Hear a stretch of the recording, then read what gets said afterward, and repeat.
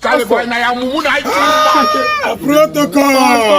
You're blessed. You're blessed. You're blessed. Take good me. Udodi. Come on, get in What the heck you going to do?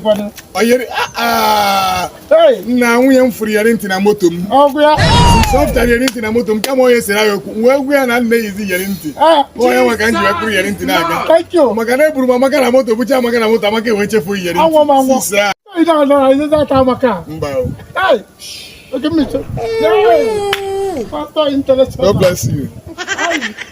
What are you? I don't know why.